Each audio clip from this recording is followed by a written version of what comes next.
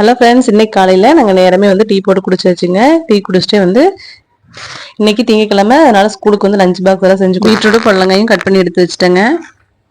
இன்னைக்கு காலையில் கொஞ்சம் குளிர் அதிகமாக இருந்தது, அதனால வந்து நாங்கள் நேரமே டீ போட்டு குடிச்சிட்டோம். வாசலில் பார்த்தீங்கன்னா இந்த குட்டி தாமரைப்பூ குழம்பு போட்டிருக்கேன்.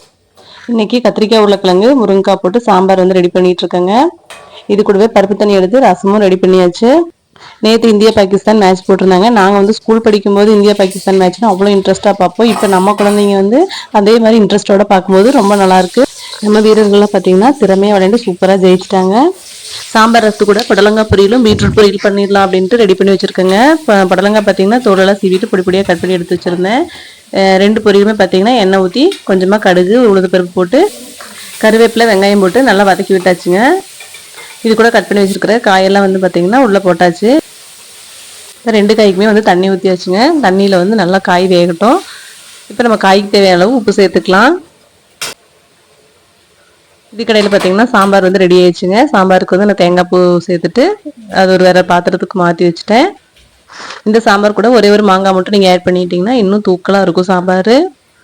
சாம்பார் மிச்சம் இருக்கிற பாத்திரத்துலேயே நம்ம ரசத்தையும் கொஞ்சம் அதில் ஊற்றி மிக்ஸ் பண்ணி ரசத்து கூட ஊற்றியாச்சுங்க.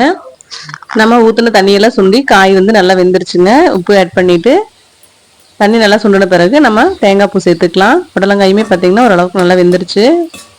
இப்போ காரத்துக்கு வந்து மிளகாத்தூள் சேர்த்துக்கிறேங்க. பீட்ரூட்டுக்கு வந்து ஒரு அரை ஸ்பூன் எச்சாவே சேர்த்துக்கிறேன்.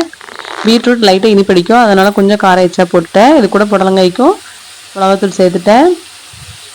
எல்லாத்தையும் சேர்த்து நல்லா மிக்ஸ் பண்ணி விட்டுட்டு இறக்கும் போது பார்த்தீங்கன்னா தேங்காய் பூ போட்டு கிளறி இறக்கிடலாங்க. நாங்கள் ஸ்கூல் படிக்கும்போது பார்த்தீங்கன்னா கிரிக்கெட் மட்டும்தாங்க என்டர்டெயின்மெண்ட். ஃபோனெல்லாம் வந்து கிடையாது. ஒரே ஒரு டிவி பார்க்கறதுக்கு 100 பேர் நிற்பாங்க கிரிக்கெட் பார்க்கறதுல. ஓகே ஃப்ரெண்ட்ஸ், இன்றைக்கி ஒரு வழியாக நம்ம சமையல் வந்து முடிச்சாச்சு. இன்றைக்கி பார்த்தீங்கன்னா கத்திரிக்காய் உருளைக்கிழங்கு முருங்கைக்காய் போட்ட சாம்பார், ரசம், அது கூட புடலங்காய் பொரியல், பீட்ரூட் பொரியல். உங்களுக்கு பூஜா ஸ்ரீனிவால் சேனல் பிடிச்சிருந்தா மறக்காமல் சப்ஸ்கிரைப் பண்ணிக்கோங்க.